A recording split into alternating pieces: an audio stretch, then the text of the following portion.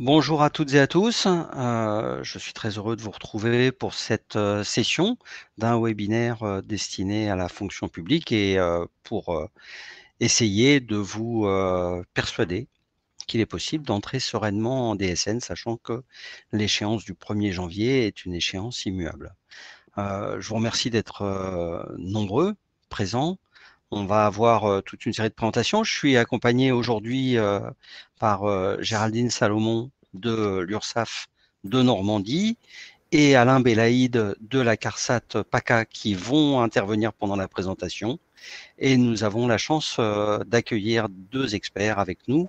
Benoît Orzazac, qui est de l'URSSAF des Hauts-de-France, et Madame Sylvie Bordillon, qui est correspondante de la CDC. On est donc avec vous en direct pour pouvoir répondre à vos questions. Moi, je suis Didier Kuhn, donc du GIP-MDS, que vous connaissez peut-être plus sous le nom de Net Entreprise. Et nous avons des comités régionaux de Net Entreprise qui organisent toute cette série de présentations. Nous sommes à la 3e version. Depuis le début de l'année, nous avons une vingtaine de webinaires différents qui sont déjà publiés. Donc, je vous propose de démarrer la présentation car avec quelques petites recommandations. La première, c'est d'utiliser effectivement Google Chrome.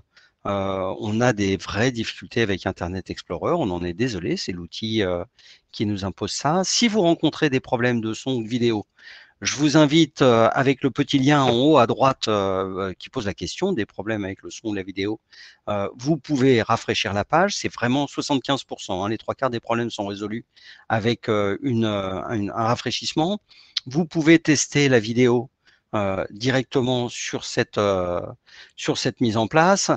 On peut tester depuis une page technique et puis en dernier recours, vous avez un mail sur lequel vous pouvez intervenir. La présentation va durer 1h 15 à peu près. Vous allez avoir un replay qui sera disponible dès la fin de la présentation, dans les 2 minutes qui suivent. En direct, là, vous avez un support qui est accessible dans un petit bouton nuage qui apparaîtra à droite de la présentation. Donc, vous pouvez l'avoir avec vous. Vous allez voir qu'il y a beaucoup de liens hypertextes qui sont à l'intérieur qui vous permettent d'aller sur les fiches consignes ou sur les éléments dont on va vous parler. Je vous invite à poser vos questions et vos réponses dans l'onglet questions. Vous allez avoir une synthèse sur Net Entreprise. On va poster des sondages qui vont nous permettre de mieux vous cerner et on vous invite à utiliser les émoticônes pour nous dire bonjour, bravo et réagir aux présentations parce que pour les présentateurs, il va y avoir un petit passage quand même où on est assez seul pour faire la présentation et c'est bien de savoir si tout se passe bien et si les éléments sont correctement publiés. La présentation va se décliner en 4 parties. La première, on répondra à la question pourquoi la DSN. Ensuite, on va vous inviter à découvrir la DSN. On va s'intéresser plus particulièrement à la DSN et vous. Et puis, un petit point quand même assez pratique qui va être comment accéder à la DSN. Pour démarrer cette présentation, je vais donc céder la parole pour la partie pourquoi la DSN à Alain Belaïd de la CARSAT de PACA. Alain, je t'invite à prendre la parole. Je te remercie Didier, bonjour à toutes et à tous. Donc, je suis Alain Belaïd de la CARSAT du Sud-Est et en tant qu'animateur du comité régional Net Entreprise pour la PACA et la Corse, je vais vous présenter cette partie. Donc, pourquoi la DSN? La DSN est une mesure législative, notamment issue de l'article 35 de la loi du 22 mars 2012, qui est relative à la simplification du droit et à l'allègement des démarches administratives. Le principe, c'est, dites-le nous une fois, une seule démarche pour les principales formalités sociales et fiscales. C'est, pour vous donner un ordre d'idée, la DSN, aujourd'hui, dans le régime privé remplace 26 déclarations. Donc, le principe, au lieu d'avoir plusieurs déclarations à faire, vous nous donnez l'information une fois et en tant qu'organisme, on fait le nécessaire pour la récupérer et pour l'intégrer dans nos systèmes d'information. Donc, c'est un allègement pour les employeurs notamment, puisque c'est la transmission du casier reflet du bulletin de paye de la DSN. C'est une étape supplémentaire. Vous éditez vos bulletins de paye, vous clôturez votre paye et vous transmettez votre DSN. Donc, c'est une transmission dématérialisée des données mensuelles en un flux unique sécurisé, c'est-à-dire qu'il n'y a plus de possibilités différentes. Il y a une seule entrée unique, une rationalisation. Notamment, vous avez pu mettre en place, je vais faire le lien avec l'ancienne DADS. Vous n'avez pas la saisie en ligne ou le formulaire papier ou l'envoi de fichiers dématérialisés. Vous avez uniquement la DSN. Donc, soit vous l'avez faite, soit vous ne l'avez pas faite, mais on le sait de suite. Donc, bien sûr, comme je vous le disais, c'est le prolongement naturel de ce qui figure sur le bulletin de paie. Il n'y a pas de recalcul de cotisation annuelle, de base annuelle. Là, c'est vraiment les informations présentes sur votre bulletin de paie que vous transmettez dans votre DSN. Et je l'ai voté aussi, c'est un allègement de certaines démarches, voire une suppression. Hein. L'objectif, on est pour le régime privé, on est sur 45 démarches supprimées en termes d'objectifs. Aujourd'hui, je vous l'ai dit tout à l'heure, nous en sommes à 26, mais voilà, c'est vraiment avoir une seule déclaration par un seul flux unique dématérialisé pour avoir plus de cohérence. Donc, c'est une mesure portée par les pouvoirs publics, notamment parce qu'elle leur permet de suivre les besoins des politiques publiques au plus près. C'est-à-dire qu'une loi, mettons par exemple une loi est votée, on peut voir l'impact dans les mois qui suivent en exploitant les données de la DSN. Autrement, elle sert aussi pour définir des politiques publiques, notamment en insistant sur la qualité de vos données, pour les récupérer et les exploiter, notamment les adresses des lieux de travail, des lieux de résidence. Ça peut déterminer les transports. Bon, c'est une dématérialisation, je vous l'ai expliqué, une voie unique, rationalisée. C'est une simplification puisque on passe d'une logique déclarative ponctuelle avec des dates, des échéances différentes à de la simplification avec 2 dates, soit vous êtes au 5, soit vous êtes au 15. Voilà, donc c'est des données fiabilisées utiles au recouvrement. Hein. Il faut être honnête, c'est un outil de lutte contre la fraude aussi. Hein. C'est-à-dire que les informations avant là-dessus, il fallait attendre 1 an pour connaître si vos salariés avaient quitté votre établissement, votre boîte ou votre collectivité. Maintenant, vous pouvez nous le signaler dans le mois qui suit. Voilà, donc c'est un outil de lutte contre la fraude, mais aussi d'ouverture de qualité de droits des salariés acquis, notamment dans les prestations sociales de l'assurance maladie ou de Pôle emploi. Et comme c'est une organisation différente de travail, notamment au sein de vos collectivités, c'est plus une logique déclarative ponctuelle, on est dans du permanent maintenant. Il faut vraiment intégrer l'étape DSN dans vos process de déclaration et de charge de travail. Donc, oui, la DSN aujourd'hui, pour vous dire, c'est un produit qui a fait ses preuves, qui est utilisé dans le régime privé, et qui est certifié, qui marche bien, qui est de qualité. Donc là, en 2022, la loi SOC fixe une date et une échéance pour que la fonction publique soit rentrée dans sa totalité dans le système DSN.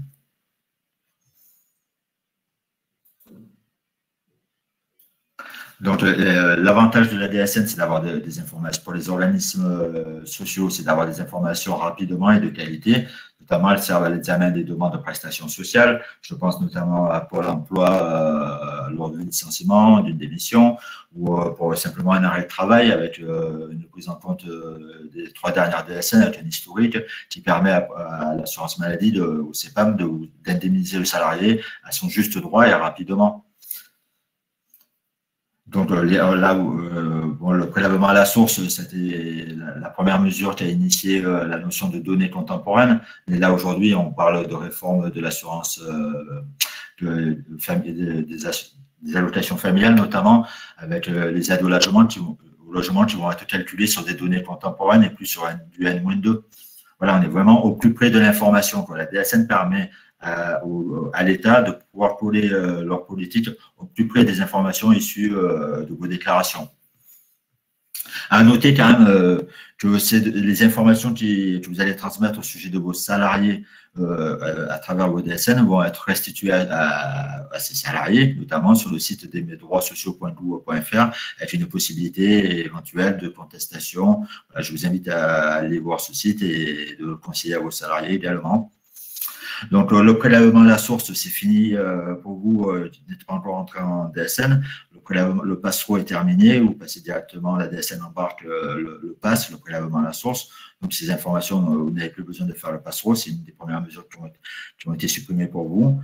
Et le système, vous allez recevoir le taux. Et comme ce que vous faites actuellement en pass-through, ça sera intégré de manière dématérialisée dans votre DSN.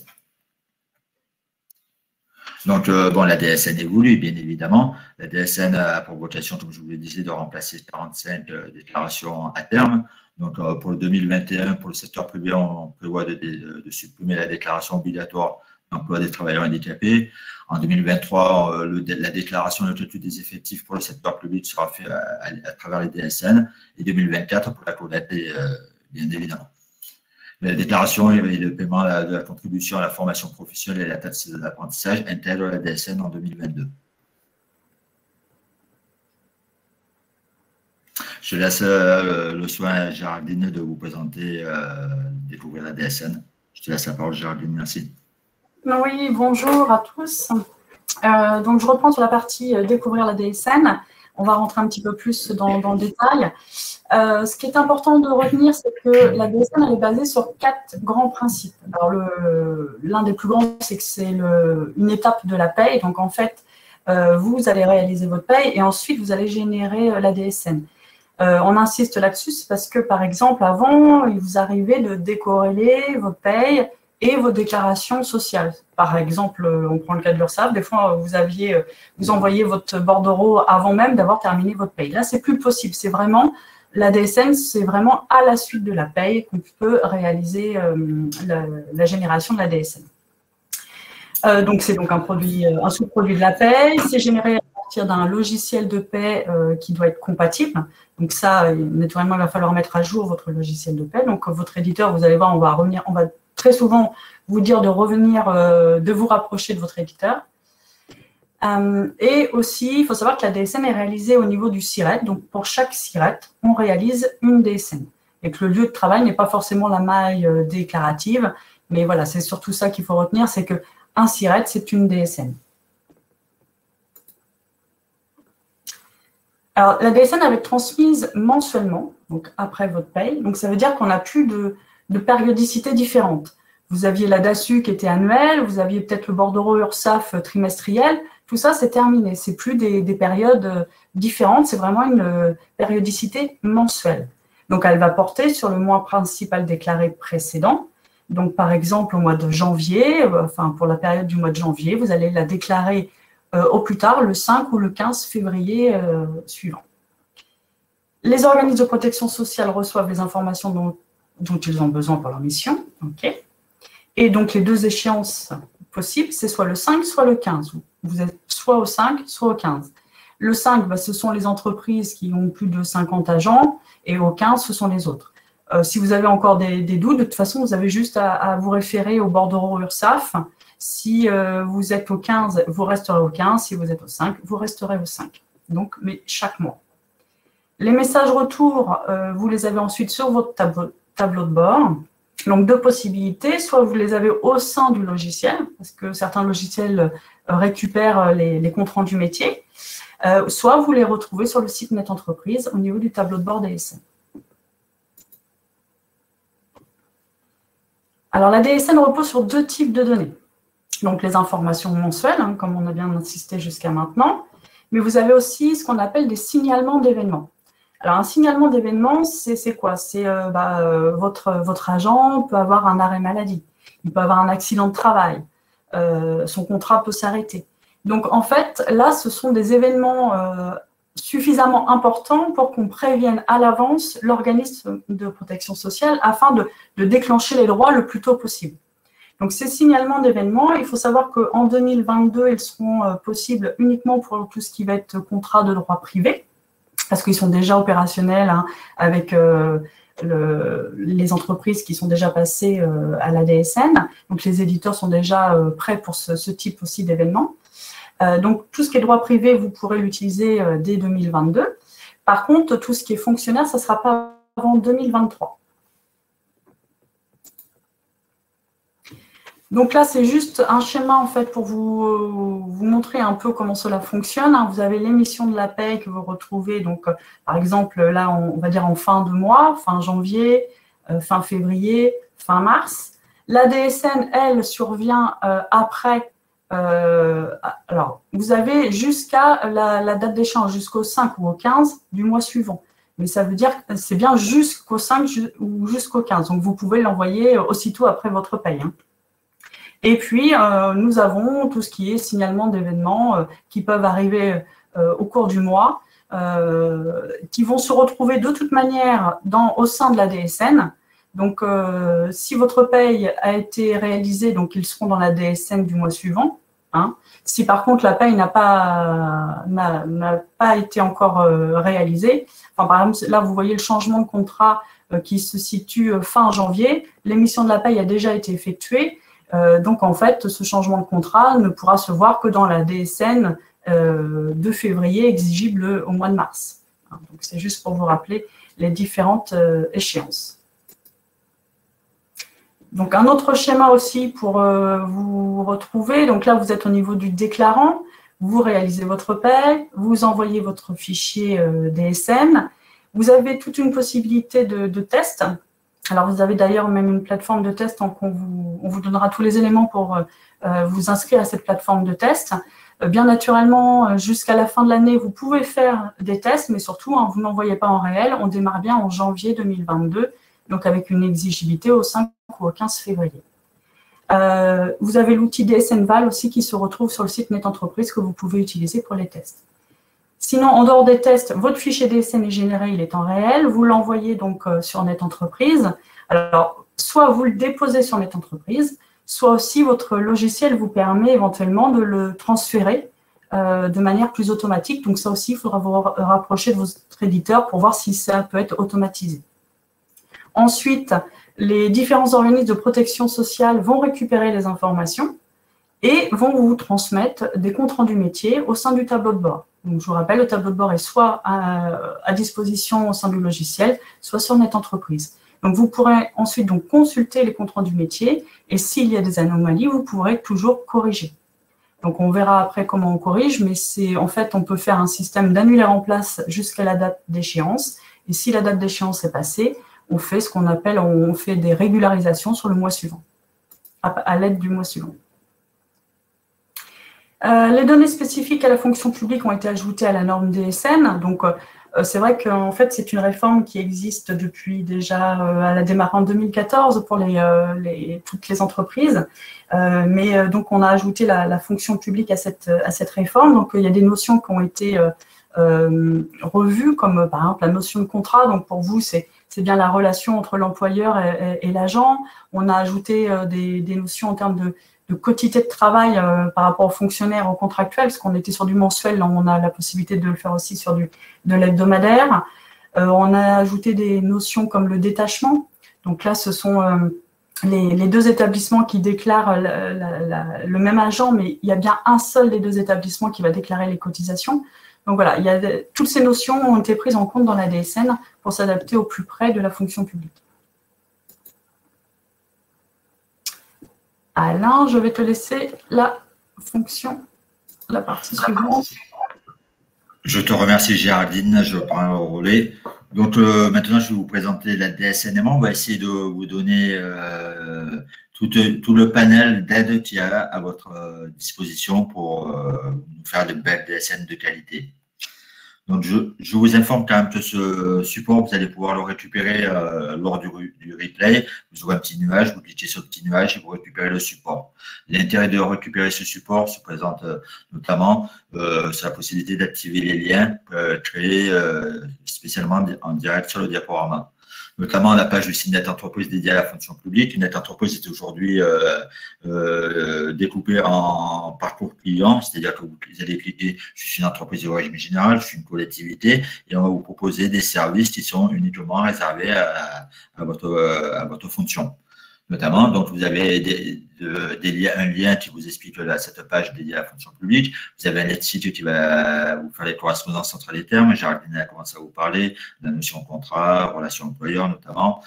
La base de connaissances qui centralise les fiches consignes. Je vais vous présenter quelques fiches consignes par la suite, notamment. Et un élément très important, et je vous invite à le faire très rapidement, c'est de vous créer votre espace personnel en cliquant sur le lien. Ça vous permet de recevoir les actualités réglementaires et leur traduction en DSN. Qu'est-ce qu'on attend en DSN pour pouvoir déclarer telle nouveauté réglementaire. Donc, vous pouvez vous abonner sur des thèmes précis ou en général, mais c'est très important de le faire. Donc, vous avez aussi un guide de démarrage spécifique à la fonction publique. C'est un public particulier avec des notions particulières, notamment, donc vous avez un lien pour un guide de démarrage spécifique. On va vous expliquer ce qu'on reprend les grands thèmes d'aujourd'hui, les grands principes de la DSN, comment réussir un bon démarrage et les éléments d'accompagnement. Vous avez aussi un module de formation de niveau sensibilisation. Je vais insister sur celui-ci. C'est un webinaire, c'est un des premiers webinaires que nous avons réalisé pour la fonction publique. Il est très complet. Il y a énormément d'informations. Donc, on a mis le support en lien directement dans le diaporama. Donc, je vous invite à le récupérer. Voilà, donc c'est vraiment très détaillé. Et on a des MOOC, on est très moderne au niveau de notre entreprise. Donc, on a des outils de e-learning, de mini-clip qui vous permet de vous former à vos moments libres et à votre convenance, notamment sur des thématiques précises. Donc, pour revenir un peu sur le LEPSIC, Géraldine avait commencé à en parler. Donc, notamment, un salarié du régime privé, et pour vous, c'est un agent public, une entreprise ou un tiers déclarant, ça s'applique à l'administration, à la collectivité, ou à l'organisme public, notamment pour nous, un expert comptable dans le régime privé, c'est l'équivalent d'un centre de gestion dans le régime public. Hein. Voilà, c'est la même notion, c'est un tiers déclarant qui va réaliser des paies à façon, notamment parce que c'est la particularité des centres de gestion pour des petites collectivités. Et voilà, le responsable des déclarations, ça devient le centre de gestion et le client devient la collectivité. Donc, nous, dans le privé, nous parlons de salaire. Dans la fonction publique, vous parlez de traitement, mais dans la DSN, c'est la même chose. Et le contrat désigne la relation employeur-agent puisqu'il n'y a pas forcément d'obligation de signer un contrat en bonne et due forme. Donc, sur cette diaporama-là, on va essayer de vous présenter, je vais essayer de vous présenter notamment le cercle vertueux de la DSN et des étapes essentielles pour réussir votre DSN. Notamment, dans un premier temps, je vais insister sur la qualité de l'identification des entreprises, notamment les SIRET déclarées. Donc, ce que je vous invite à faire, c'est si vous faites en DSN ce que vous faites auparavant d'ASSU, c'est très bien. Le même nombre de SIRET attendu. Par contre, la sécurité, c'est d'utiliser le service plus de l'URSSAF.fr, disponible sur le tableau de bord ou directement sur le site de l'URSSAF, qui vous permet, à l'aide d'un bloc-notes que vous transmettez à l'URSSAF, de vérifier si vos SIRET sont connus ou inconnus et de nous faire savoir les SIRET de déclaration. Donc, bien sûr, il va falloir contrôler les SIRET déclarés et les lieux de travail par cette procédure que je viens de vous donner. Notamment, il faut faire, j'insiste, je fais vite un point d'aparté sur la tarification. Vos SIRET, il faut qu'on soit vraiment d'accord sur votre schéma déclaratif entre vous, collectivité publique, les URSSAF et la CARSAT du Sud-Est au niveau tarification des ATMP. Voilà, donc vous pouvez demander l'auto unique, il y a des dates limites. N'hésitez pas à faire le bon choix si vous convient le mieux, mais informez les URSSAF notamment et les CARSAT. Donc, après vous avoir sensibilisé sur la qualité d'identification des entreprises, il est bien entendu évident de s'attacher aussi à la qualité des données des individus. Sur les individus, je parle notamment du NIR.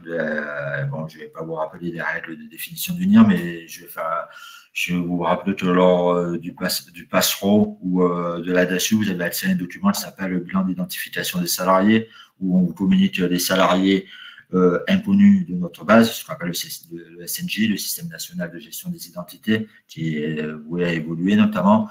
Et voilà, donc il est important de vérifier la qualité de vos individus. S'il s'avère que vous n'avez pas connaissance, il se peut, de cette information-là, vous pouvez utiliser le numéro technique temporaire. C'est un numéro qui vous permet de faire des DSN sans être pénalisé en attendant l'immatriculation de votre salarié. Voilà, il se compose, on conseille de 1 ou 2 hommes ou femmes, le SIREN de l'entreprise et le matricule du salarié. Celui-ci doit être unique. Et le jour où vous avez l'immatriculation certifiée de votre salarié, à travers votre DSN, vous communiquez les deux informations et on fait le chaînage des NIR et on rattache les périodes des salariés pour avoir une certaine continuité dans sa carrière. Donc, vous avez aussi, une fois que vous avez fait toutes ces étapes liées à la qualité, des outils à votre disposition. Vous connaissez, c'est les mêmes que vous aviez en DASU, c'est DSN VAL et DSN fonction publique organisme complémentaire. Souvent, ils sont intégrés dans votre logiciel de paye. Ils permettent, allez, je vais être C'est vert, ils garantissent à 98% de la qualité de votre DSN. Les deux seules informations qui ne peuvent pas vérifier, c'est celles que je vous ai citées auparavant, le NIR et le SIRET. Donc, si vos SIRET sont bons, si vos NIR sont de qualité, et si les DSN valent, vous dites tout va bien, votre DSN n'a aucune raison de ne pas être accepté du premier coup. Voilà, et on vous invite éventuellement, s'il y a des erreurs, de consulter les comptes rendus métiers financiers, les comptes rendus nominatifs. Vous allez avoir des anomalies bloquantes et non bloquantes, notamment. Et il faut des bloquantes, vous n'avez pas le choix. Il faut les corriger, notamment par le système des annulaires en place. Jardin en a parlé avant la date d'échéance ou par les blocs de règles après l'échéance. Donc, tout ce que je viens de vous dire est consigné dans cette diapo. Comme je vous le disais, on vous met des fiches consignées à votre disposition sur un simple clic. Donc, vous récupérerez le diapo lors des replays et n'hésitez pas à récupérer toutes les informations dont vous avez besoin. Donc, je ne vais pas revenir dessus. Hein. Jardine l'a très bien expliqué. Donc, deux dates, le 5 ou le 15. Pour la trimestrielle, il faut se rapprocher des URSSAF. La DSN reste une déclaration mensuelle. Je vous conseille de rester sur du mensuel. Donc, il y a, avant l'échéance, vous avez jeté un mois à l'avance pour déposer votre DSN. Jusqu'à cette date, jusqu'à l'échéance, on fait des systèmes annulaires en place pour corriger d'éventuelles erreurs. Après l'échéance, on passe sur du système de bloc de régularisation. Et comme je vous le disais précédemment, on a rationalisé les flux, donc il n'y a plus que la DSN, donc toutes les déclarations initiales déposées après l'échéance, c'est considéré comme tardive, puisque vous n'avez pas la possibilité de faire autrement que de passer par ce système-là. Donc, je reviens un peu sur les contrôles, donc le bloquant, donc on l'avait vu avec les annulaires en place et les blocs de régularisation, et les non bloquants. Les non bloquants, c'est en vue d'améliorer la qualité de vos données, notamment sur la qualité des NIR. Hein, j'insiste sur cette donnée-là. Vous allez déclarer une dame sous son nom d'épouse, nous on la connaît sous son nom de jeune fille. Voilà, donc on réussit à la reconnaître, à l'identifier et à être sûr que c'est la bonne personne. Néanmoins, vous transmettez l'information en vue que vous la corrigez aussi vous dans votre logiciel de paye. Toutes les anomalies, vous avez aussi ce qu'on appelle des requêtes qualité, qui sont transmises par la cellule fiabilisation des données des URSSAF. Donc, cette cellule, ces requêtes qualité vont vous interroger sur des schémas déclaratifs que vous avez faits pour nous confirmer simplement si vous êtes d'accord. Ça concerne la base primaire de report vieillesse. Vous avez aussi tout ce qui concerne les apprentis. Tout ce qui peut laisser supposer une erreur, on vous interroge dessus. Donc, la volonté, c'est vraiment d'avoir un fichier de qualité. Donc, toutes les anomalies bloquantes et non bloquantes, il faut travailler dessus afin d'améliorer les transmissions et y donner de la fluidité. Donc, vous allez retrouver votre tableau de bord DSN et sur ce tableau de bord, vous avez plusieurs documents à votre disposition. Vous avez un accusé d'enregistrement électronique. C'est pour que les exigences de caractéristiques techniques sont remplies. Et simplement, ça signifie que vous avez le respect de la norme en vigueur. Hein. Que votre fichier, c'est bien une DSN, c'est pas une photo. On a bien un fichier DSN et qu'on va pouvoir lui faire passer des pré-contrôles. Vous avez l'avis de rejet, mauvaise nouvelle. Il y a des anomalies, il va falloir corriger et renvoyer une année en place dans les temps. Et vous avez le certificat de conformité. C'est votre fichier a rempli les premiers contrôles. Il sera transmis, les informations seront transmises à tous les organismes destinataires. Et cela ne signifie pas qu'ils vont être acceptés par tous les organismes. Vous pouvez avoir des retours par la suite, mais c'est déjà une première étape de passer. Donc, les premiers gains de la DSN pour la fonction publique. Depuis janvier 2020, je vais revenir dessus aussi. Donc, c'est la dernière année où vous allez faire une DASU. Hein. Cette année, la bascule 2022 est très importante pour vous, puisque en janvier, vous allez nous faire un joli TR, vous allez nous faire une belle DASU avant le 31 janvier, et au 5 ou 15 février, vous allez nous déclarer une DSN avec les éléments de paie du mois de janvier. Hein. Donc, tous ces éléments-là vont être pris en compte comme le faisait la DASU par la Caisse des dépôts de consignation, hein, notamment CNRACL, retraite additionnelle à la fonction publique et l'IRCANTEC. La DUTS, c'est terminé. Donc, si vous faites une DSN, vous ne voyez pas une DUTS en parallèle, hein, ça fait doublon, hein, avec toutes les conséquences que vous connaissez, bien évidemment. Donc, le pass rouge, je voulais voter, c'est terminé. Maintenant, le pass est embarqué dans la DSN. Et pour les organismes complémentaires, je vous invite à vous rapprocher individuellement de chaque organisme pour les interroger s'ils ont intégré déjà le système DSN ou à quelle date ils comptent le faire. Voilà, donc c'est vraiment cette partie-là. Je vous invite à vous rapprocher d'eux, mais il n'y a aucune raison qu'ils ne soient pas dans le système DSN. Et d'autant plus, vous avez un outil de contrôle que je vous ai présenté tout à l'heure, DSN, fonction publique, organisme complémentaire. Donc, ça sera votre dernière DASU, ça sera votre dernière DSN, DUX. Et DSN, non pas encore, ce sera juste votre première. On vous met sur cette diaporama des liens si vous avez des questions. Toutes les activités liées à la DASU, à la DUX et au Passerelle ont été mutualisées. Et vous avez une adresse générique si vous voulez les contacter pour des régularisations sur des années antérieures ou pour quelconque problème. N'hésitez pas à utiliser les adresses transmises dans ce diaporama. Voilà, pour ma part, j'ai terminé. Je vais rendre la main à Géraldine. Oui, je vais aborder cette dernière partie avant que l'on reprenne les questions. Alors, accéder à la DSN. Donc là, vous êtes inscrit à Net Entreprise, donc c'est 99% des cas. Il faut savoir que seul l'administrateur peut ajouter la DSN. Donc, ça se fait à partir du menu Gestion et vous ajoutez donc la déclaration DSN. Pour savoir si vous êtes administrateur ou déclarant, quand vous vous êtes connecté à Net Entreprise, dans le petit bandeau en haut jaune, c'est bien marqué si vous êtes administrateur ou déclarant. Donc, un déclarant ne peut pas ajouter de déclaration, c'est vraiment l'administrateur.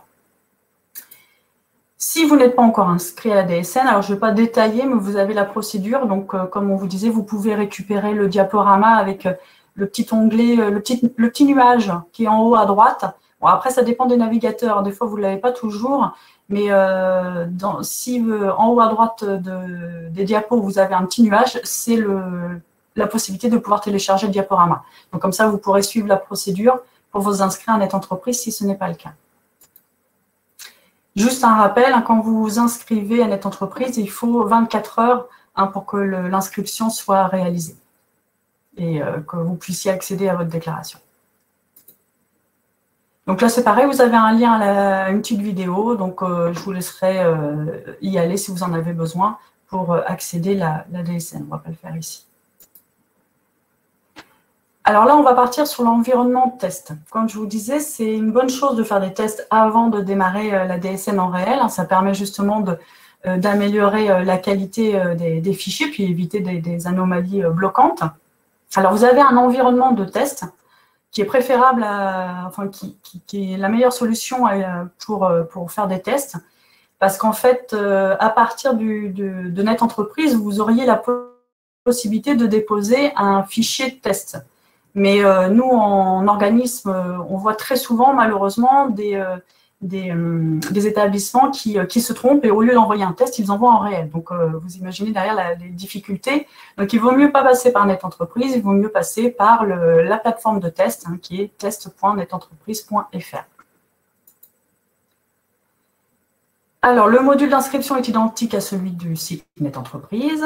Les sirettes à utiliser pour l'inscription sur l'environnement de test doivent être connues du référentiel des sirettes. En fait, ce sont les sirettes que vous allez utiliser pour la DSN. Donc, si vous êtes déjà inscrit sur Net Entreprise en production, mais pas sur le site de test, il suffit de vous inscrire sur la plateforme de test. Les deux inscriptions donc, sont bien distinctes, ce qui permet de vraiment faire des tests et pas d'envoyer malheureusement une DSN réelle. Donc là, au moins, vous êtes sûr de ne pas vous tromper. Si vous êtes déjà inscrit sur la plateforme de test et avez notamment déjà transmis des tests, vous pouvez utiliser donc l'inscription existante et si vous avez perdu votre mot de passe, vous avez un lien pour le récupérer. Alors, pareil, là, on vous a mis tout le pas à pas pour vous inscrire sur la plateforme de test. Donc, je ne vais pas rentrer dans le détail, vous pourrez le reprendre pour toute la partie inscription. Juste pour rappel, faut bien toujours penser administrateur ou déclarant, c'est pas du tout la même chose en termes de droit. Donc, il faut bien être administrateur pour pouvoir faire les choses. Et s'il y a déjà un administrateur au sein de la communauté, il faudra en fait que le nouvel administrateur devra soit coopter ou soit inscrire une clé d'activation pour pouvoir être accepté et pouvoir aussi accéder à la plateforme de test. Mais bon, ça, c'est pareil, vous pourrez reprendre les éléments tranquillement chez vous après pour la plateforme de test. Donc c'est pareil, je passe. Je vous laisserai regarder plus attentivement et tranquillement cette partie-là.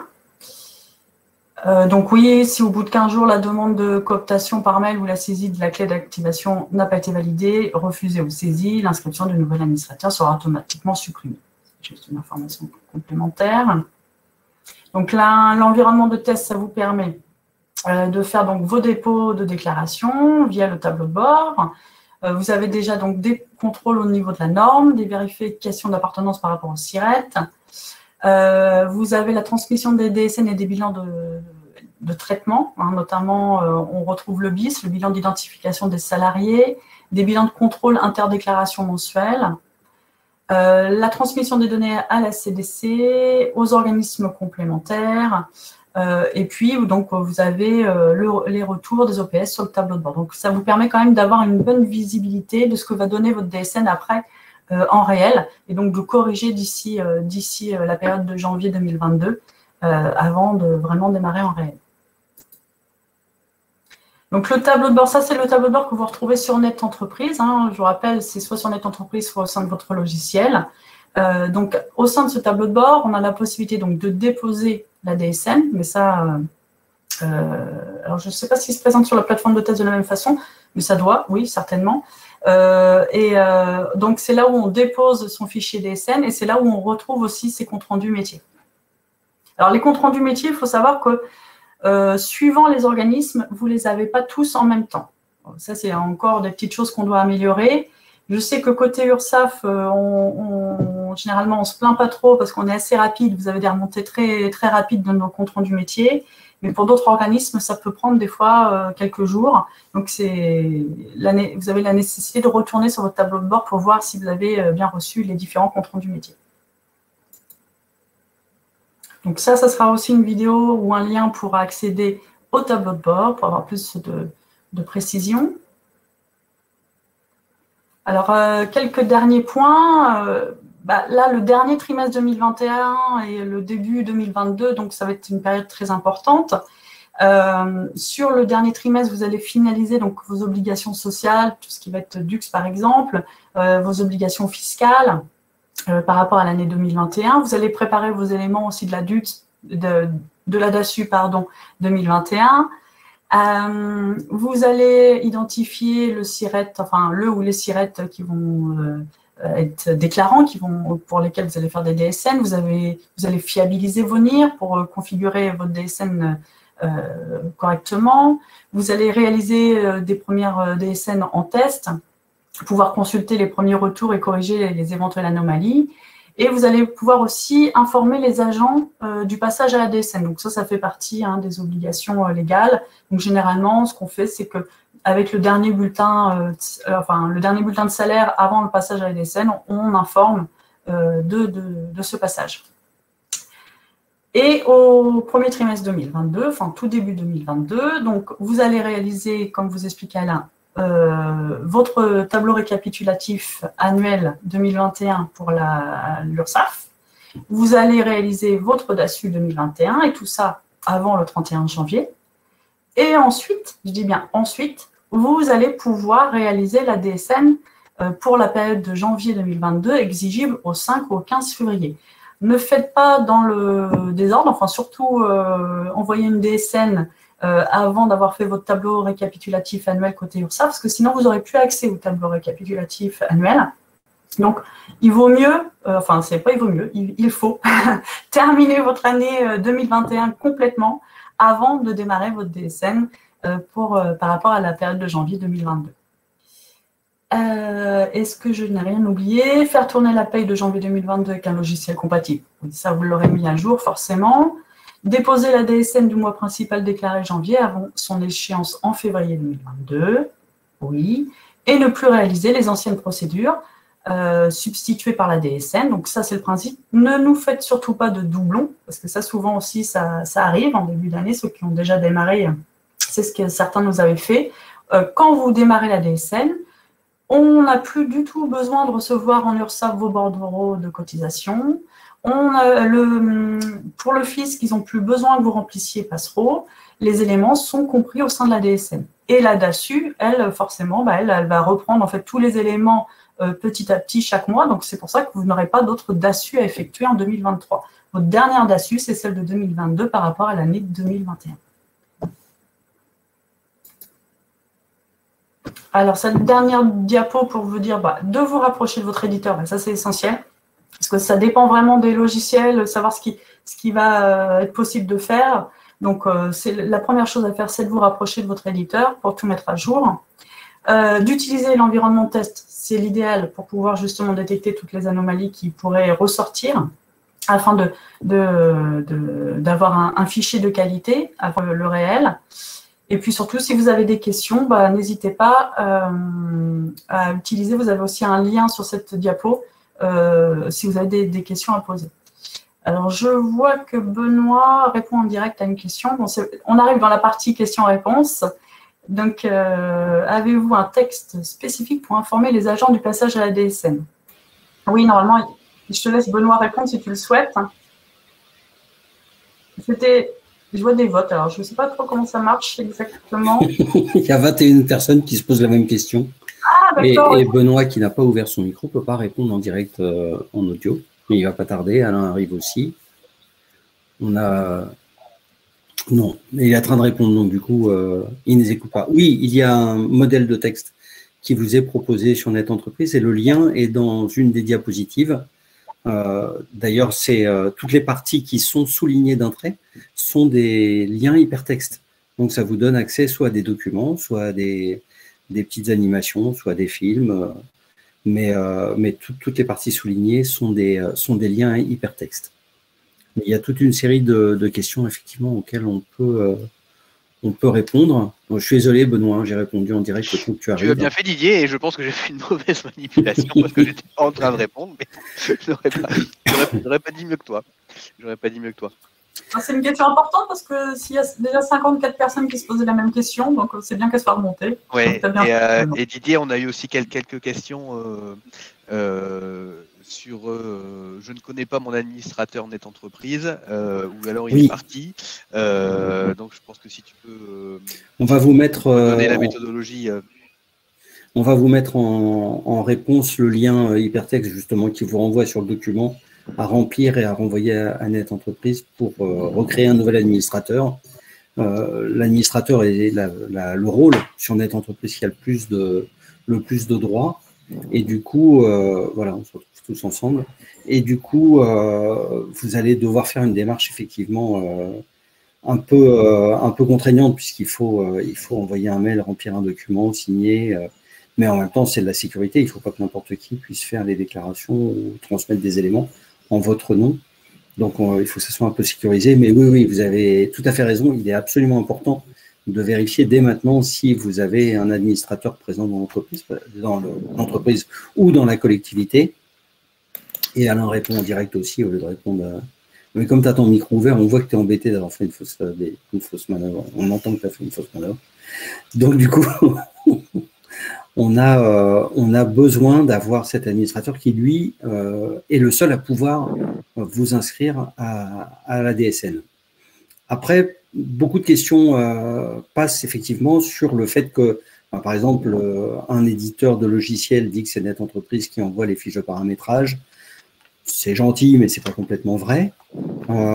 Net Entreprise n'est que le fabricant du véhicule technique de la DSN et c'est l'endroit où sont concentrées les différentes informations, mais en même temps, on n'a pas connaissance de la totalité des contrats et la totalité, et surtout de l'exhaustivité des contrats et des liens que vous avez entre les organismes et surtout les organismes complémentaires.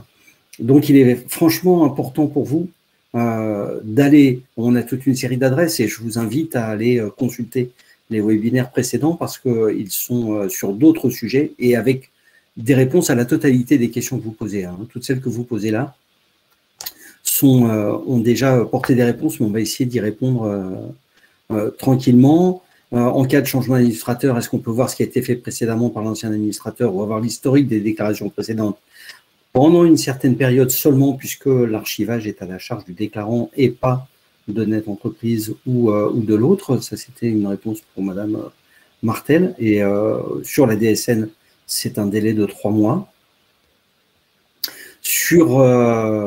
Ensuite, je vous parlais des fameuses fiches de paramétrage. Vous avez un guide de démarrage qui est vraiment extrêmement complet. Tout est dedans et il n'est pas basé sur ce que nous attendons, il est basé sur l'expérience des quelques centaines de milliers d'entreprises et de déclarants qui sont déjà passés à Net Entreprise. Donc, on est vraiment sur un modèle, comme vous avez vu la présentation qui vous a été faite du cercle vertueux, qui, d'ailleurs, effectivement, Alain a eu la gentillesse de ne pas souligner que c'était qu'un demi-cercle et pas un cercle complet.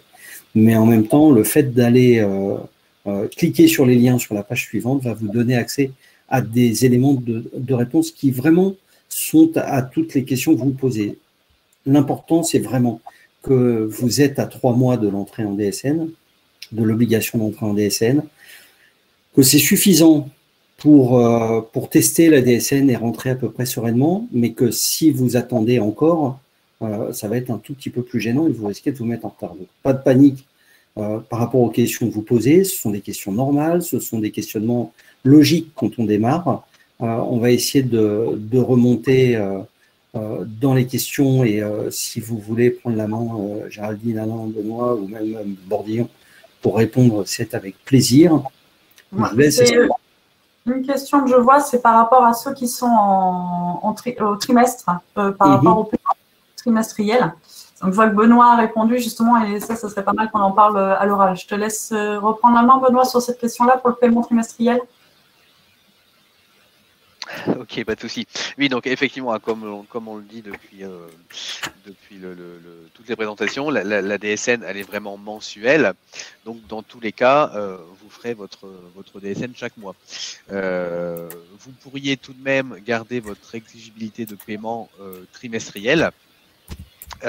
Donc, dans ces cas-là, vous devez en faire part à votre URSSAF avant le 31 décembre hein, pour pouvoir garder cette exigibilité trimestrielle et faire votre virement aux dates à laquelle vous les faites aujourd'hui. Mais quoi qu'il arrive, votre DSN sera mensuel.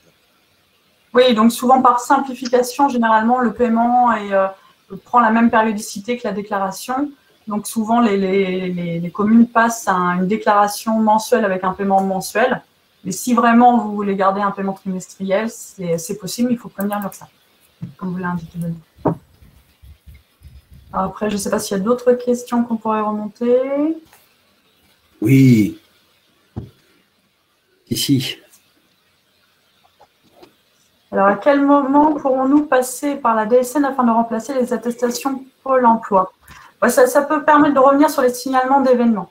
Donc, les signalements d'événements. Donc, on a dit fonctionnaire, de toute façon, ce n'est pas avant 2023. Donc, vous n'y pensez pas pour l'instant.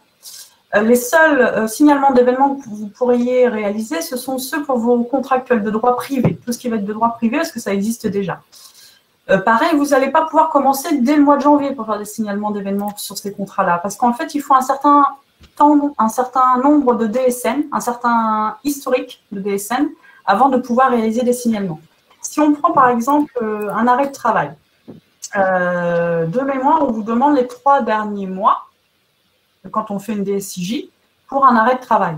Donc, ça veut dire que si vous voulez le faire en DSN, il faudra avoir au moins un historique de 3 mois pour pouvoir générer ce signalement d'événement. Pourquoi? Parce que le signalement d'événement, en fait, il est extrêmement simple. On simplifie les choses au maximum. On va juste vous demander quelle est la personne qui connaît cet événement et quel est l'événement. En gros, dans le logiciel, c'est à peu près tout ce qu'on demande. Parce qu'en fait, on va aller chercher toutes les informations au sein de la DSN. D'où la nécessité d'avoir cet historique. Donc, par exemple, pour un arrêt de travail, ça va être 3 mois. Pour le Pôle emploi, c'est plutôt 12 mois parce qu'on vous demande les 12 derniers mois. Donc, de toute façon, pour tout ce qui va être Pôle emploi, il faudra attendre d'avoir fait toute votre année 2022 en DSN avant de pouvoir faire des signalements fin de contrat de travail pour tout ce qui est de droit privé. Donc, j'espère que j'ai été assez clair sur les signalements, ce n'est pas toujours évident.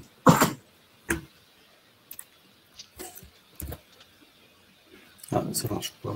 J'essaie de répondre en même temps à côté, mais c'est un peu complexe. Je veux des petits pouces de temps en temps, donc c'est sympa, merci. Ça a peut-être été clair. Alors, je ne sais pas si vous avez vu d'autres questions. On peut avancer toujours dans le même sujet des signalements, et Monsieur Mouillard qui nous dit un événement comme un arrêt de travail du mois de janvier obligera à faire une déclaration hors DSN, je suppose.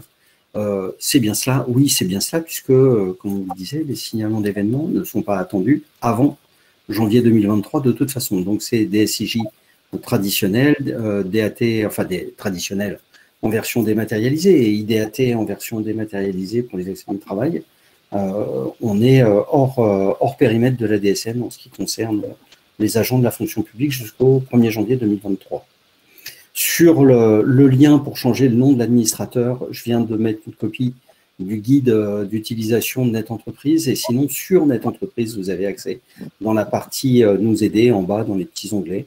Vous avez accès à ce formulaire de façon à pouvoir le remplir et le renvoyer. Mais dès qu'on aura fini la présentation, on prendra le temps d'aller fouiller, d'aller chercher l'adresse exacte et on vous le mettra en copie dans les questions-réponses. Donc, vous aurez accès à ces questions-réponses à ce moment-là. J'ai une question sur les déménagements. Oui. Sur les déménagements et notamment le changement de SIRET. Donc, dans le cas d'un transfert d'établissement, hein, on est sur un schéma fermeture de l'ancien SIRET à l'INSEE et ouverture du nouveau SIRET. Donc, dans ces cas-là, si vous passez par exemple du NIC 00016 au 00024 avec un déménagement au 31 janvier, votre DSN de janvier sera faite sur le 00016 et la DSN de février sous le 00024. Alors ça, c'est la version administrative, tu as tout à fait raison, Benoît. L'autre, c'est le conseil de Papy Didier. On ne ferme pas un SIRET tant que l'autre n'est pas ouvert et que le chaînage n'est pas actif. Parce que si vous fermez un SIRET avant que l'autre soit actif et que le chaînage ait été mis en place, c'est exactement ce que vient de vous dire Benoît d'ailleurs. Si ça n'est pas fait, on va perdre les données du SIRET précédent. Donc, dans tout ce qui est chaînage, que ce soit par le NIR, par l'établissement, par le SIRET, surtout, ne faites pas de choses définitives sans être sûr et certain que le transfert a été fait. C'est relativement simple, hein, ça se fait facilement, le chaînage est actif, mais surtout, on saura, dans la DSN, on saura chaîner deux SIRET ou deux NIR à partir du moment où ils sont portés dans le même document. Si effectivement il y en a un qui est, même s'il est porté mais qu'il est fermé, on ne peut pas faire de chaînage, on ne peut pas accéder. Didier, je vois des questions aussi sur le détachement. Je ne sais pas si tu peux plus… Oui, ceux qui s'adressent à Géraldine. Voilà. Alors, je vais pas laisser Alain qui sourit répondre avec la question qu'il pose régulièrement, mais qui est, si ma réponse n'est pas très claire, je vous autorise à reposer la question, et là, c'est Alain qui vous répondra. Et normalement, ça devrait être beaucoup plus clair. En réalité, ce qui se pose comme problème, c'est en fonction du type de fonction publique dans lequel vous êtes, il y a un seul des établissements qui paye les cotisations. Bien évidemment, dans certains cas, c'est payé par l'un, remboursé par l'autre, et c'est généralement l'établissement receveur qui fait les déclarations, puisque les déclarations sont attachées au lieu d'activité et non pas au lieu d'attache ou au lieu d'emploi. Donc, la réponse précise sur les détachements, vous l'avez dans le support du webinaire précédent. On vous remettra le lien direct. C'est relativement bien expliqué, effectivement, mais il n'est pas question de faire de double paiement. Par contre, il faut qu'il y ait, dans ce cadre, c'est une particularité de la fonction publique, les détachements. Il faut qu'on ait l'information de l'établissement d'origine et l'information de l'établissement d'arrivée, sans que les deux fassent exactement la même chose, puisque dans un certain cas, il y a une suspension du contrat avec une codification particulière, parce que ce n'est pas une fin de contrat, c'est une suspension, et ensuite un nouveau contrat qui n'est pas un vrai nouveau contrat dans le nouvel établissement. Donc ça a l'air un peu complexe quand je vous le dis comme ça, mais on a besoin que les deux établissements identifient l'agent et un seul payera les cotisations. Donc si ce n'est pas clair, et je pense que ce n'est pas clair, vous pouvez reposer la question. Et même question pour Madame Giraud pour les agents de disponibilité, c'est une suspension du contrat, c'est précisé. Alors vous avez, je vous invite, parce que vous posez des tas de questions passionnantes, vous allez sûrement vous allez recevoir des invitations pour des webinaires qui vont avoir lieu en région à partir du 15 octobre. dans lequel on va avoir porté toutes ces réponses qui sont un peu plus élevées. Je vous remercie d'avoir des questions aussi précises parce qu'on ne s'attendait pas à avoir un public, entre guillemets, aussi averti à cette présentation. On était resté sur quelque chose de basique. Sur ce qui va se présenter à partir du 15 octobre, vous aurez vraiment toutes les réponses à ces questions.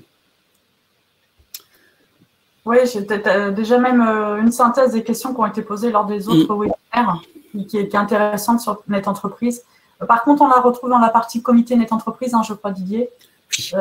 Donc, en fait, pour retrouver les webinaires et puis la synthèse des questions-réponses, vous allez tout en bas du site Net Entreprise, dans la partie grise, pour trouver les comités régionaux. Vous cliquez dessus. Nous contacter. Ouais. Nous contacter? C'est dans nous contacter. Oui, dans nous contacter, dedans, vous avez les comités régionaux. Et donc là, vous allez retrouver les différents webinaires qui ont déjà été réalisés et notamment les synthèses des questions-réponses. Et on retrouve des questions comme les vôtres que vous nous posez là. Donc, ça vous donne déjà pas mal de réponses. Petit point extrêmement important, puisque j'ai vu passer au moins 2 questions dessus. Surtout, pas de double déclaration à l'administration fiscale, pas de passereau et de passe en même temps. Quand vous faites une DSN, le pass est dans la DSN. Si vous faites un passereau pour la même période, vous aurez un double prélèvement. Et petite information, l'administration fiscale ne sait pas rendre l'argent. Enfin, pas tout de suite, pas facilement. Donc le mieux, c'est quand même de ne pas payer 2 fois pour rien. Donc surtout, ne faites pas les deux. Et pour récupérer dans les comptes rendus métiers de la DSN, vous verrez remonter, alors même dans les tests, hein, dès les tests, dès la plateforme de test, vous aurez en remonté le taux de passe à appliquer aux agents, donc qui sera injectable à l'intérieur de votre logiciel. Donc, jusqu'à la fin décembre, vous faites du passereau. À partir de janvier, eh ben, ceux qui feront du passereau feront une grave erreur parce qu'ils seront prélevés 2 fois. Une fois en janvier au titre de janvier et une fois en février au titre de janvier à nouveau, et puis ainsi de suite, et il y aura toujours un double prélèvement. Donc, n'hésitez pas à prendre contact avec l'administration fiscale, avec votre URSSAF, avec votre CARSAT ou votre CEPAM. Il y a toujours des humains derrière cet outil, peut-être un peu déshumanisé parce qu'il est virtuel, mais n'hésitez pas à poser des questions. Effectivement, c'est quelque chose qui est important. Pas de double déclaration. Alors bon, pas de DSN en réel en ce moment, parce que si vous faites une DSN en réel, elle va rentrer comme si vous étiez dans la DSN et certains organismes vont le traiter comme si vous vouliez payer. Et par certains organismes, j'entends l'administration fiscale, bien évidemment, et du coup, ils feront un pass et un passereau en même temps. Donc, plateforme de test pour les tests, plus de passereau dès que vous êtes en DSN réel, de façon à éviter les doubles prélèvements. Je vois Didier aussi quelques questions sur des personnes qui n'auraient pas de logiciel de paie ou qui ont des problèmes avec leur éditeur qui n'est pas sûr que ça passe après à la DSN. Oui, alors un interlocuteur privilégié sur ce sujet, ce sont les centres de gestion. Dans tous les départements, il y a des centres de gestion. Alors, tous ne font pas la paye à façon. Certains ne la font pas, mais ils savent au niveau régional quel serait le meilleur interlocuteur pour vous. Alors, c'est valable pour ceux qui ont un logiciel qui n'est pas à la norme NeoDes. NeoDes, c'est la norme qui remplace la norme N4DS et qui sert à faire la déclaration sociale nominative. Et c'est valable pour ceux qui n'ont pas le logiciel de paye. En même temps, on sait aussi que quelques collectivités qui faisaient la paye elles-mêmes face à la DSN préfèrent effectivement la confier et la sous-traiter à un centre de gestion. Donc, le centre de gestion de votre département est un bon contact pour vous permettre de savoir quelle solution serait la plus adaptée à votre situation et à votre cas particulier.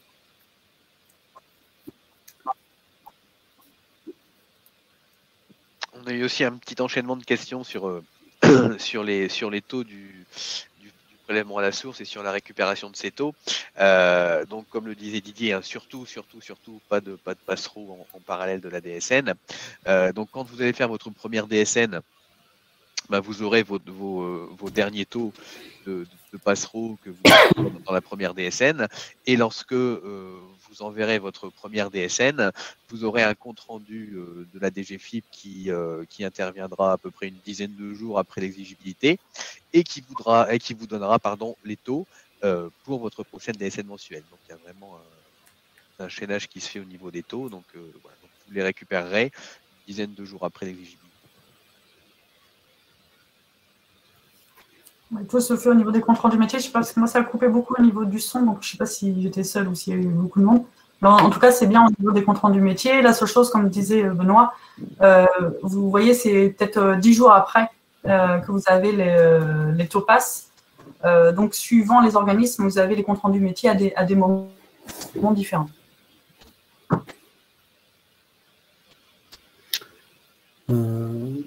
D'autres questions? Là, Alain a répondu à Madame Gravel sur les SIRET qui font une déclaration par an et qui donc ne feraient pas de DSN.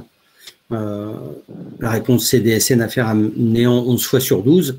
Ça dépend du nombre de SIRET pour lesquels vous faites des déclarations. C'est-à-dire que s'il y a des possibilités aussi d'affecter des agents, c'est ce qu'on vous disait au début, choisir le SIRET déclaratif. On peut, si vous n'avez pas d'agent à rémunérer sur un SIRET et éventuellement certaines sommes seulement à déclarer à l'année, on peut, et il faut vous rapprocher de votre URSSAF pour ça, voir s'il y a possibilité d'utiliser un SIRET commun qui sera un SIRET qui est déjà un compte cotisant et qui va permettre d'emporter ces déclarations. Mais sinon, effectivement, c'est 12 DSN à néant, 11 DSN à néant sur 12 et la 12e avec cet élément. Peut-être la possibilité de demander la fermeture du compte après la DSN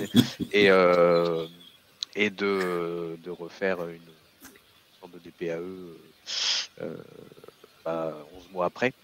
Bon, là, on est en train de regarder pour faire un signalement dans la DSN mensuelle de sortie de la DSN. Hein, c'est dans les tuyaux pour 2022-2023. Oui, le signalement de données variables d'amorçage va marcher dans les deux sens, en entrée et en sortie. Ça va permettre de faire exister ou de faire sortir de la DSN entre les périodes de déclaration mensuelle des agents ou des situations particulières. Alain est en train de répondre pour les agents CDD payés du 16M-1 au 15M. Alors la DSN va amener quand même une grande surprise. C'est que tout le monde va découvrir que le décalage de paye n'est pas autorisé en France, que le salaire doit être mensuel, qu'il faut faire tourner la paye une fois tous les 30 jours, et que tout ce qui était adaptation due à des situations particulières, en réalité, peut s'avérer contraire à la loi. Donc là, en l'occurrence, le mois d'activité n'est pas forcément le mois calendaire. C'est simplement entre 30 jours, vous avez obligation de faire tourner la paye tous les 31 jours. Donc, du coup, c'était le sens du schéma que vous a présenté Géraldine tout à l'heure, la petite frise calendaire. Vous avez les mois calendaires, vous avez le rythme de dépôt de la DSN et vous avez le rythme de création de la paye, le rythme auquel vous faites tourner la paye. Et ce sont des éléments qui sont effectivement en lien avec une activité que vous faites différemment. Mais la DSN étant la photographie de la paye, si la paye elle est faite sur une période, la DSN doit être sur cette même période en respectant les obligations légales qui sont posées par le droit du travail. Donc oui, Topaz, Madame Magne, Topaz va être remplacé par le signalement d'amorçage de données variables qui va vous faire remonter le taux pour un salarié qui n'est pas encore rentré, mais pour l'instant, Topaz est toujours existant, il n'y a aucun souci là-dessus, vous pouvez l'utiliser pour faire remonter les taux. Et je glisse que l'URSSAF recouvrera toujours les cotisations du CNFPT en 2022. Alors, peine qui ne craint pas un contrôle fiscal demande quand sera-t-il de la DGFIP? Si vous pouvez préciser votre question, on va essayer de vous répondre. Mais là, je suis absolument incapable de vous dire ce qui va... Aujourd'hui, le PASS étant dans la DSN, pour ce qui est du paiement du prélèvement à la source, ça va passer par le PASS et non plus par le PASS-Pro. Si c'est pour l'assujettissement sur la taxe sur les salaires ou sur d'autres éléments, c'est un autre sujet. Donc, si vous avez la gentillesse de préciser votre question, on va vous répondre. Si c'est sur la partie vérification de la paye, c'est-à-dire date à laquelle vous devez fournir à la trésorerie les éléments de paye, c'est effectivement un autre sujet. Madame de Moisson, ne vous inquiétez pas, on va vous mettre un lien et au pire, on est comme Big Brother, on a vos adresses mail, donc on pourra vous répondre en direct pour vous renvoyer des liens s'il y avait le moindre souci. Pas d'angoisse, on verra de toute façon toutes les questions qui vont apparaître derrière et celles qui n'auront pas de réponse, on va vous la passer également. Monsieur Oyo, on a répondu un peu plus tôt sur la taxe sur les salaires. C'est l'assujettissement qui rentre dans la DSN, pas la taxe sur les salaires elle-même. Et pour les populations qui sont uniquement soumises à la cotisation accident de travail, qui peut être aussi forfaitaire, effectivement, rapprochez-vous de votre URSSAF pour savoir si pour ces structures vous êtes attendu ou pas en DSN en 2022, parce que la DSN c'est le reflet de la paye, et s'il n'y a pas de paye, voilà, on a des questions à se poser sur le fait de l'attendu ou pas en DSN. Notamment se poser la question si derrière il y a génération de droits ou pas.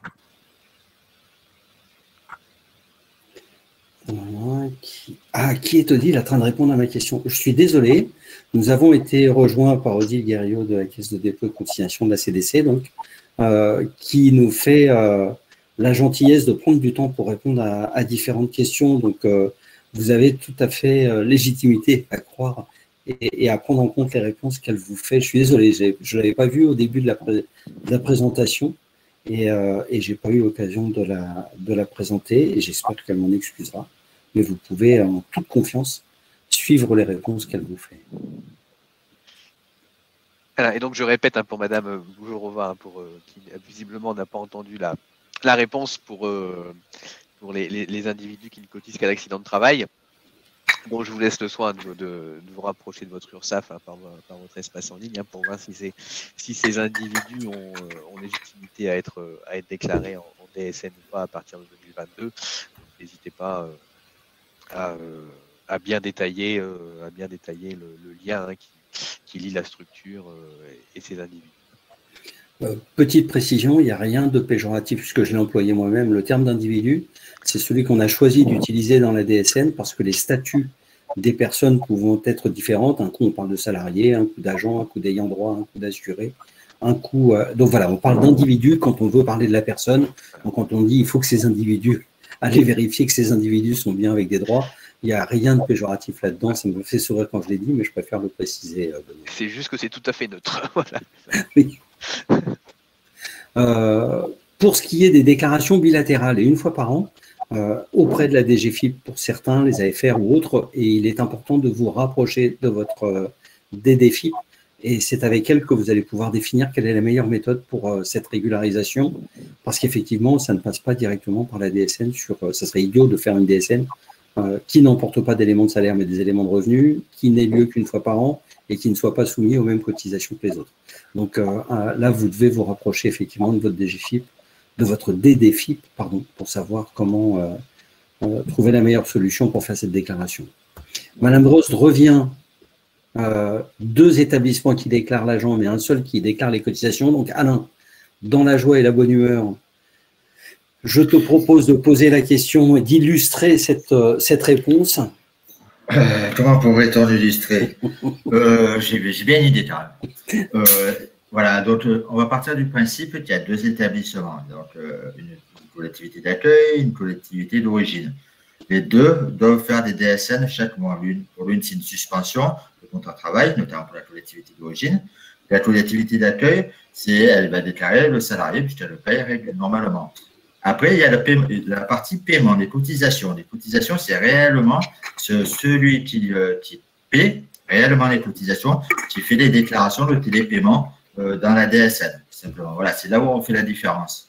Après, il y a différents principes, notamment, il y a un exemple que Didier me suggérait récemment, au sujet, imaginons que je vous invite au restaurant et que, voilà, qu'à la fin du restaurant, je paye l'addition et que votre mari, derrière, me rembourse. Peut-on considérer que votre mari a fait la DSN en DSN? Oui. Dans la vraie vie, j'en sais rien. Didier peut-être a une précision à m'apporter sur le sujet. Mais en DSN, c'est vraiment celui qui paie à la fin qui va déclarer les cotisations. C'est bien ça, Didier? J'admire la façon dont je deviens responsable de cette… Mais les enregistrements témoigneront pour moi. Je ne suis pas celui qui l'a lancé. Non, mais en gros, vous avez des explications vraiment simples sur les 2 supports précédents qui vous indiquent dans quel cas est-ce que c'est à faire. Mais de façon beaucoup plus pragmatique, vous êtes vous faites déjà correctement la paye et ça fonctionne déjà. Donc, la DSN ne change pas les éléments de paye, c'est simplement les modalités déclaratives qui peuvent évoluer. Mais déjà aujourd'hui, on est dans le cadre de mutation ou de détachement, on est dans le cadre d'utilisation de 2 organisations. Il faut simplement, effectivement, que dans le cadre de la DSN, où on décorrèle l'activité et le revenu, il faut qu'on se retrouve dans cette situation qui permet de le déclarer. C'est ces modalités un peu spécifiques qui permettent de faire entrer la fonction publique dans le cadre de la déclaration sociale nominative et de faire que l'on soit en capacité de suivre l'activité d'un individu de son premier jour d'activité jusqu'à son dernier jour de vie, quelle que soit la situation dans laquelle il se trouve. Je vais compléter tes propos, Didier, parce que je lis un peu les questions avec un peu plus de sérieux. La DSN n'a rien modifié au niveau réglementaire, au niveau de législation. La DSN, c'est juste un élément de langage. Il faut voir simplement, pour vous donner une image pour illustrer, vous, votre écran, votre logiciel de paye, ça reste le même. Une fiche salarié, c'est la même. Une fiche entreprise, c'est la même. C'est simplement la traduction des éléments de paie qui change. C'est-à-dire qu'avant, vous parlez dans un langage qui s'appelait NTDS. Didier vous a parlé du nouveau langage. Aujourd'hui, on parle NeoDes. Je vois pas mal de questions qui laisseraient penser que peut-être la DSN ait changé quelque chose, quoi que ce soit. Non. C'est simplement une manière de penser différente, mais au niveau de législation et réglementation, vous faites ce que vous savez faire depuis de nombreuses années. Vous maîtrisez très bien le domaine de la fonction publique. La DSN ne remet en cause en aucun cas ces éléments-là. Donc, ce que vous faites, si, mettons, je vois des questions où vous demandez si vous devez faire une lutte sur ça en complément ou pas. Voilà, donc la DSN, c'est vraiment la déclaration centrale, mais simplement, la réglementation n'a pas été remise. Ne vous posez pas des questions sur la réglementation ou la législation. Je t'embête pas plus, Didier. Je te rends la main. Non, mais moi, j'étais en train de chercher le lien sur Net Entreprise pour faire le changement pour l'administrateur. Donc, je m'étais un peu éloigné des questions qui étaient posées. Non, on va pas vous transmettre les 2 précédents supports, on va vous donner les liens pour que vous puissiez aller les chercher, parce qu'en fonction de l'actualité, en fonction de la localisation dans laquelle vous êtes, ce ne sont pas forcément les mêmes webinaires, ni les mêmes intervenants, donc ça va être compliqué. Là, vous voyez qu'on est déjà 351 personnes connectées, ça serait compliqué de répondre de façon personnelle à chacun. Donc oui, sur le changement d'administrateur, j'ai bien compris. Ne vous inquiétez pas, on va le mettre à disposition rapidement, le mettre en avant. Mais là, j'étais parti le chercher et du coup, je reviens pour vous répondre et répondre aux questions. Alors, y a-t-il une échéance pour toutes les cotisations des organismes entrés en DSN?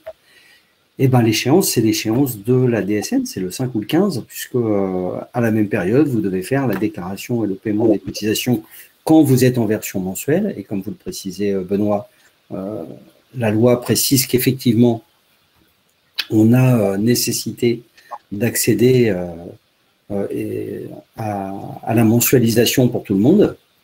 Donc, de toute façon, on se dirige vers cette règle-là. Et donc, du coup, il y a nécessité d'avoir ce lien le plus actif possible. Et avant qu'on me pose la question, Sophie Caillot travaille au GIP MDS avec nous et elle est en train de vous répondre et vous donner des liens. Donc, vous allez voir bientôt apparaître le lien pour l'inscription, pour le changement d'administrateur qui va être dans les réponses. Alors, combien de jours avons-nous pour déposer la DSN et jusqu'à quelle date? Est-ce que je continue à parler ou est-ce que l'un d'entre vous se jette sur la réponse? Je vois à votre sourire qu'il faut que je continue à parler. Oui, d'accord. Alors, le 5 ou le 15, ce sont des échéances butoirs. On peut même aller jusqu'à la veille à minuit. Je ne vous souhaite pas de travailler le 4 jusqu'à minuit, donc j'aurais tendance à vous dire la veille à midi. Ça, c'est l'échéance butoir. Et vous pouvez commencer à déposer la DSN d'un mois le lendemain de l'échéance du mois précédent. Dit comme ça, c'est incompréhensible. Maintenant, on va illustrer ça avec un mois de 28 jours. Non, on va prendre le mois de juillet, puisque vous êtes en vacances. La DSN du mois de juillet, on va l'attendre le 5 août. Et la DSN du mois d'août, on va l'attendre le 5 septembre. Sauf que si vous partez en vacances au mois d'août, vous allez être un petit peu embêté, donc vous allez dire, oui, alors là, jusqu'au 5 septembre, je suis sauvé entre le 31 août et le 5 septembre. Mais si vous êtes parti au mois de juillet, C'est plus gênant parce que vous ne pouvez pas le faire. Donc, vous pouvez déposer la DSN du mois d'août, attendue le 5 septembre, à partir du 6 août. Le salaire, la DSN relative au salaire du mois d'août. Et en remontant dans le temps, la DSN de juillet, qui est attendue au 5 août, vous pouvez la déposer à partir du 6 juillet. Le 6 du mois en cours, vous pouvez déjà déposer la DSN. Alors, ce qui généralement sera le cas, pas à cette date aussi proche, mais à partir du moment où vous arrêtez la paye, vous la faites tourner, vous l'arrêtez, vous la transférez pour contrôle à la DGFiP, bien évidemment, vous ne ferez pas de modification dessus. Donc, dès que vous avez un retour de la DGFiP qui valide la paye que vous avez enregistrée, vous pouvez la déposer sur Net Entreprise ou la déposer en API depuis votre logiciel. La date du 5 ou du 15, c'est vraiment une échéance butoir. Vous ne devez pas la dépasser. Avant, vous êtes dans les clous. Après, vous n'avez pas rempli votre obligation déclarative. Alors, Madame Monachello, ou Monachello, n'est pas très contente puisqu'on n'a pas répondu à sa question. Elle voudrait savoir où est-ce qu'elle trouve les codes d'institution à Agir Carco et dois-je les mettre? Alors, ben là, du coup, j'ai plus de collègues qui veulent répondre. Vous la trouvez, oui, Alain? Oui, donc déjà une première information, c'est pas la DSN qui a modifié vos codes d'institution à Agir Carco, donc il y a de fortes chances que ce soit les mêmes. Vous pouvez vous rapprocher éventuellement de votre caisse de retraite complémentaire, mais le plus simple est évidemment d'aller dans la partie de nomenclature sur le site de Net Entreprise. Et vous avez toutes les nomenclatures disponibles et faisant référence à la DSN sur le même onglet. Voilà, donc c'est sur Net Entreprise dans la rubrique nomenclature. Mais je vous rassure qu'ils n'ont rien changé, puisque si c'est un SIRET ou un code, il n'y a aucune raison qu'il ait changé. Mais allez vérifier, vous avez la partie nomenclature. Peut-être Didier, tu veux compléter par une information supplémentaire? Ah non, c'est exactement cette partie-là. Et quand vous faites, si vous avez des organismes complémentaires, quand vous faites une DSN de test, sur la plateforme de test, en retour, vous pouvez recevoir une fiche. Et d'ailleurs, vous accédez aussi par un outil de contrôle qui s'appelle FPOC, DSN FPOC, comme fichier pour les organismes complémentaires, où vous avez la possibilité de récupérer, effectivement, à partir du moment où vous avez fait une DSN de test en mode test, vous avez la possibilité de récupérer les codes d'institutions qui vous permettent d'adresser non seulement les bonnes institutions, mais surtout les bons contrats, ceux qui vous concernent, les éléments de contrat qui sont les vôtres. Alors, merci Madame Bonjour-Eva, qui nous pose la question, est-ce que de façon cachée ou pas, la DSN va changer les choses pour les agents?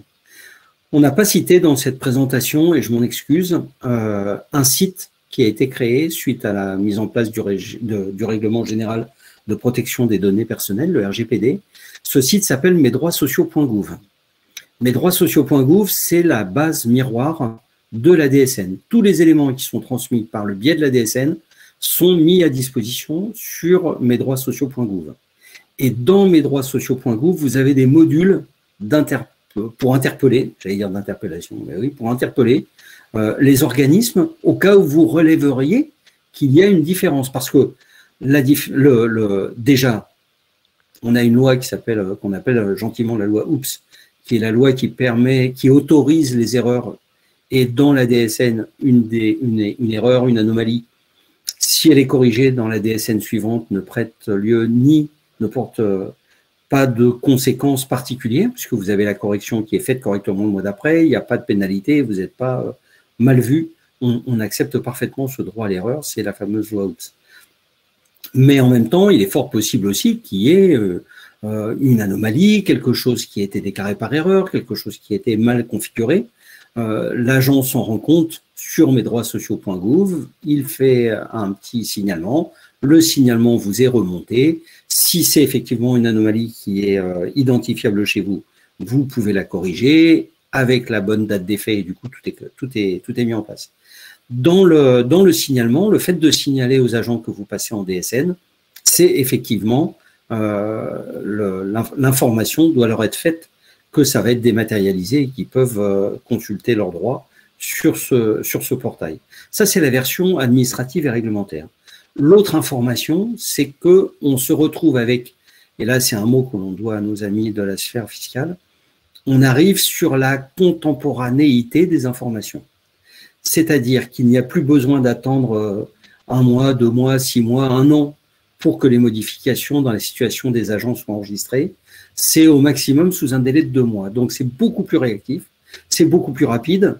Et normalement, on ne doit pas rencontrer de difficultés particulières et au contraire, on doit avoir une plus grande fluidité dans les changements de statut, les modifications. Ça doit être pris en compte tout de suite et du coup, ça doit permettre de faire cette modification. Et donc, pour les agents, ça va les rassurer sur le fait que ça va plus vite, que c'est visible, que c'est effectivement corrigeable. Alors, petite info, hein, depuis 2018, la loi n'oblige plus à imprimer les bulletins de paye. Donc, en France, on est prêt à le dématérialiser complètement. Mais par exemple, nous, au GIP, nos bulletins de paye sont tous transmis dans un coffre-fort numérique et on ne les reçoit plus en version imprimée. Ça n'empêche pas que on peut constater tous les mois que c'est pas pire, mais c'est pas mieux que le mois d'avant. Et qu'on a toujours ces éléments qui sont mis en place. Petite précision pour Madame Doll. Une erreur en fin d'année, est-ce la même chose en fin d'année? En gros, je pense que votre question voulait dire est-ce qu'une erreur identifiée en 2020 peut être corrigée en 2021? Oui, absolument. Simplement, il va falloir que vous fassiez autant de blocs correction et de changement ou de changement que de périodes concernées. C'est-à-dire que si c'est une erreur en un coup unique, eh bien, vous corrigerez ce mois-là. Si par contre, ça peut toucher 2 mois, 5 mois, 10 mois, il faudra faire 2, 5 ou 10 blocs correction pour bien affecter les dates. Il faut toujours borner. Tout ce que vous allez mettre dans la DSN doit être borné avec une date de début, une date de fin, de façon à ce qu'on puisse affecter les bons éléments en face de ces changements que vous portez. Et Madame Fleury ne répond pas. Vous n'avez pas répondu à ma question et à celle de plusieurs collègues. Alors là, je vais être gentil parce que je vais vous répondre gentiment. On vous a dit qu'on allait mettre le lien directement pour le changement d'utilisateur. On va le mettre dans les réponses. Donc oui, on a répondu. Et oui, on va le faire physiquement de façon à ce que vous puissiez directement cliquer dessus et y accéder puisque visiblement, c'est difficile d'aller le trouver sur le… Pareil, pour le courrier informatif, il y en a un d'accessible. On va vous remettre le lien. En fait, il faut savoir c'est que le lien que vous avez utilisé là pour voir le webinaire, vous gardez le même pour voir le replay et vous aurez toujours accès aux différentes questions et donc aux différentes réponses. Madame Astier, est-ce que là, on doit mettre l'adresse du site mesdroitssociaux.gouv sur le formulaire des agents? C'est à votre discrétion. Il y a eu une information nationale qui a été faite par l'administration, par les ministères concernés, mais on n'a pas eu, nous, d'informations rendant obligatoire cette information. Sur le site Net Entreprise, je n'ai pas d'onglet DSN, comment faire?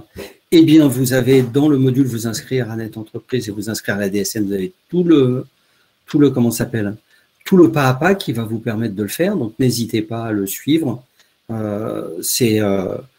Ça a l'air ardu parce que on a tout mis, hein, c'était la discussion. On a eu une discussion avec mes collègues là, qui font la présentation sur le fait que la présentation était très lourde, très complète, avec beaucoup d'éléments dedans.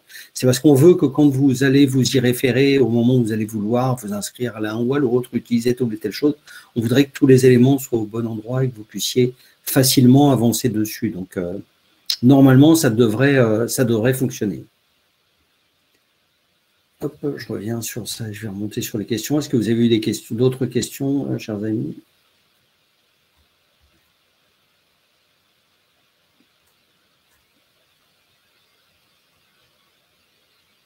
Alors, on a la question finalement, vous avez pas mal de questions sur la localisation soit des fiches consignes, soit des formulaires, soit des comptes rendus métiers.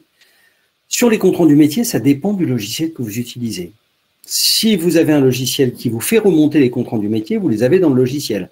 Berger-Leroux, par exemple, on a fait des présentations avec eux, ça remonte dans le logiciel et vous n'avez pas besoin de vous connecter à Net Entreprise. Sinon, vous vous connectez à Net Entreprise et vous revenez sur le formulaire que vous avez montré tout à l'heure, Géraldine Salomon, où vous avez justement la page avec l'endroit où se trouve, on va essayer d'y remonter, où se trouve, hop là, voilà, c'était pas très loin. Je vous le remets en direct. Voilà, sur le tableau de bord, voilà ce que vous allez voir quand vous allez vous connecter à Net Entreprise. Et vous avez ici, alors je ne sais pas si vous voyez ma souris qui bouge, mais dans la deuxième partie, là où il y a les retours, vous avez effectivement des éléments avec des petites loupes à côté. Quand vous cliquez sur la loupe, ça l'ouvre. Et d'ailleurs, vous pourrez voir en dessous, puisqu'il y a aussi la question comment est-ce que je sais si c'est bien ou pas, en dehors des comptes rendus métiers, nominatifs ou financiers, qui reviennent de chaque organisme, on vous répond si vous avez fait ce qu'il fallait quand il fallait.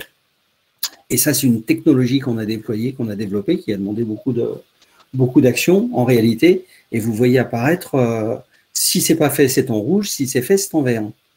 Donc, ça va vous rassurer quand même au premier coup d'œil, savoir si vous avez rempli votre obligation déclarative. Ensuite, on vous invite à aller cliquer sur les petites loupes pour pouvoir faire les éléments qui sont en place.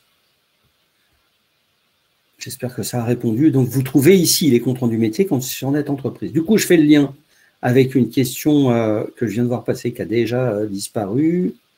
À propos de Berger-Levrault, est-ce que si j'utilise Berger-Levrault, je ne dois pas aller sur Net Entreprise? Normalement, suivant la version du logiciel, si vous avez, je crois que c'est iMagnus, si vous avez iMagnus, tout est dedans, effectivement, vous n'avez pas besoin. Maintenant, quel que soit le logiciel que vous utilisez, sur Net Entreprise, pendant 90 jours, vous avez tous les comptes rendus métiers qui sont postés, qui sont disponibles. Donc, vous pouvez parfaitement aller les chercher à côté. C'est quand même un service plus que vous rend votre logiciel quand il vous fait remonter les comptes rendus métiers, qui vous donne l'opportunité d'injecter directement les éléments qui sont portés dans les comptes rendus métiers dans votre logiciel pour faire que ça se mette en place dans ces conditions-là. Alors, est-ce que Topaz peut cohabiter avec la DSN? Topaz sera peut-être arrêté, on va finir par être arrêté un jour, puisqu'il va être remplacé par le signalement d'amorçage des données variables qui fait remonter le taux pour les individus. Mais la DSN et Topaz ne sont pas liés. Topaz, c'est une forme d'interrogation de l'administration fiscale pour connaître la situation fiscale des individus qui rentrent dans votre entreprise. Donc, de connaître en gros le taux auquel doit être appliqué. Maintenant, quand vous faites une demande Topaz, on enregistre votre SIRET. Ce qui veut dire que si un jour, le salarié pour qui vous faites la demande est averti, l'agent pour qui vous demandez est averti. Donc, s'il faut, si vous faites cette demande et à tort, lui il va être averti et risque de vous demander des comptes. Mais Topaz, aujourd'hui, est décorrélé. Vous pouvez l'utiliser pour récupérer les taux, les Topaz des agents qui vont aller.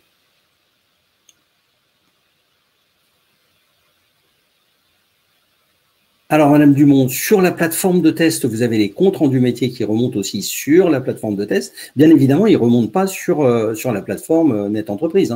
Ils remontent sur la plateforme de test. Et d'ailleurs, la réponse vous a été portée par Benoît, merci.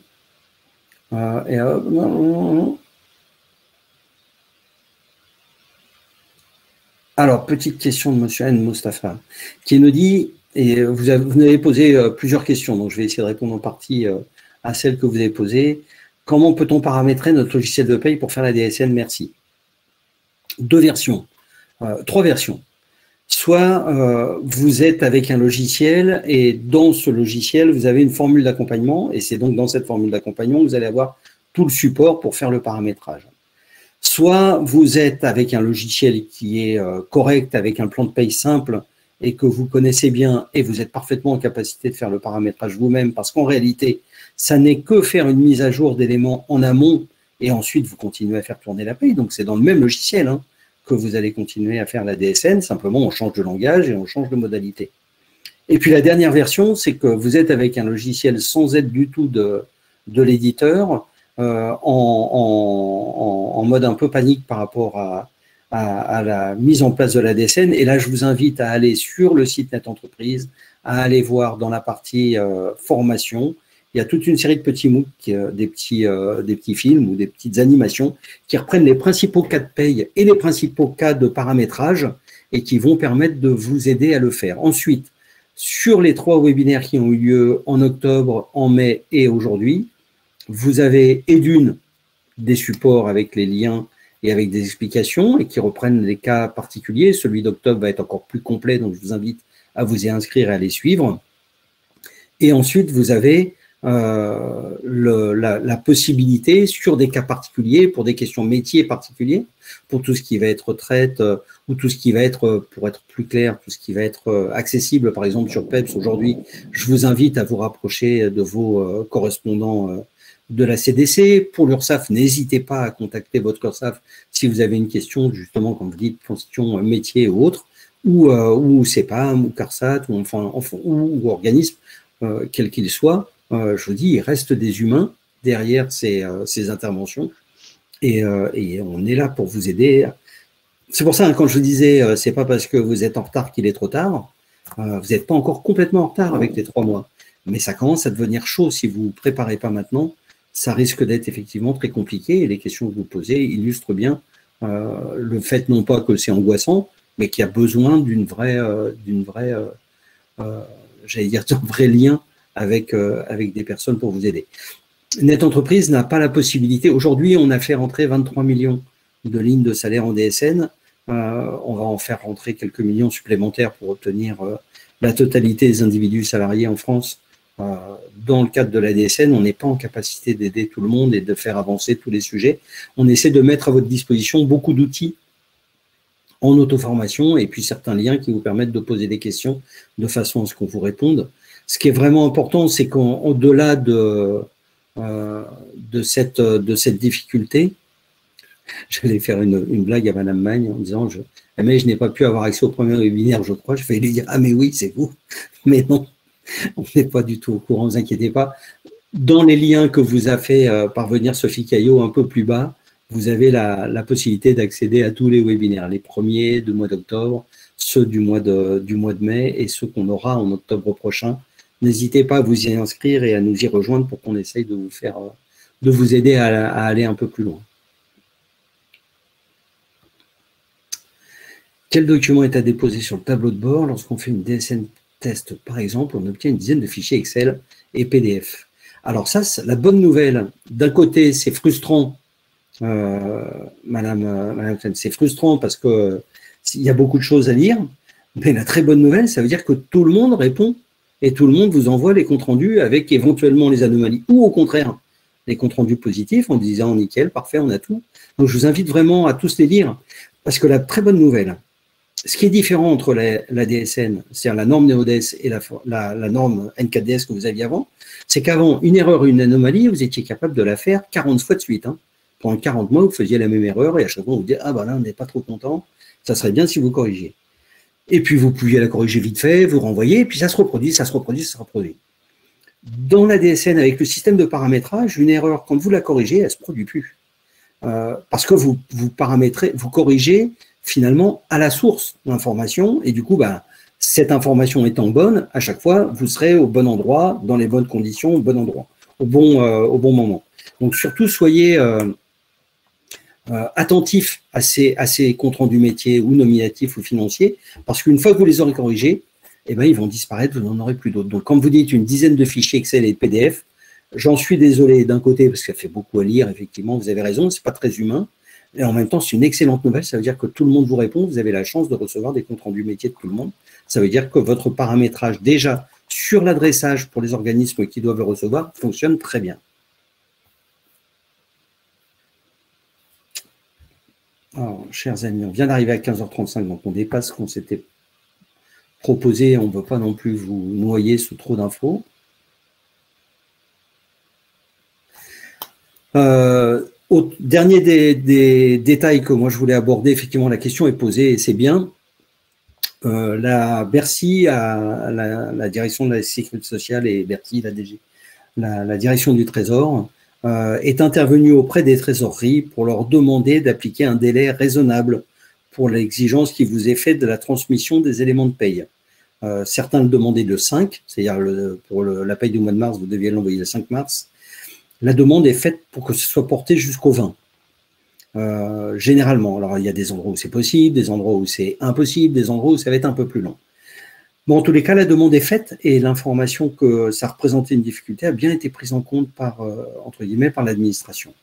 Maintenant, quand vous dites on arrête les payes au 15 du mois, M, eh ben, ça veut dire que la DSN s'arrête au 15 du mois M. et que les éléments de paye qui seront portés sur le mois suivant seront sur la DSN du mois suivant. Je vous disais tout à l'heure, on est sur des périodes de 31 jours maximum entre 2 trains de paye. Ce qui se passe entre 2 trains de paye correspond à une déclaration sociale nominative, même si ce n'est pas exactement collé aux 31 jours du mois calendaire. Eh bien, Madame Estable, le fichier test contient des erreurs. Comment les corriger? Vous avez normalement, dans les comptes rendus métiers, l'indication de la rubrique à corriger et de ce qui est attendu. Et si vous avez des questions sur un compte rendu métier qui n'est pas assez clair, n'hésitez pas à interroger l'organisme qui vous a envoyé le compte rendu métier pour avoir des précisions. Parce que si ce n'est pas corrigé ou pas corrigé correctement, vous allez être mise en défaut. Et ça va se reproduire et c'est pas la peine. N'hésitez pas, quand vous avez ce genre d'information qui est difficilement adaptable à la situation dans laquelle vous êtes, si vous êtes dans ce cas-là, n'hésitez pas à interpeller vos interlocuteurs. Les agents, justement, les salariés des organismes de protection sociale sont tous là et sont tous à disposition pour essayer de vous aider au plus simple. Alain, Géraldine, Benoît, vous avez des sujets sur lesquels vous pensez utile de répondre en direct ou Non, mais la dernière question que tu évoquais sur les erreurs, comme tu disais très justement, bien souvent le compte-rendu d'anomalie, il est certes assez technique parce qu'on va vous parler de rubriques, de normes S21, etc., etc. Il est technique, mais il est aussi très précis. Donc c'est-à-dire qu'on va vous dire que à la ligne 865 de votre fichier TXT, vous avez indiqué une valeur 0,1 alors que c'était plutôt la 0,2 qu'on attendait parce qu'un peu plus haut dans le fichier, vous aviez déclaré telle ou telle chose.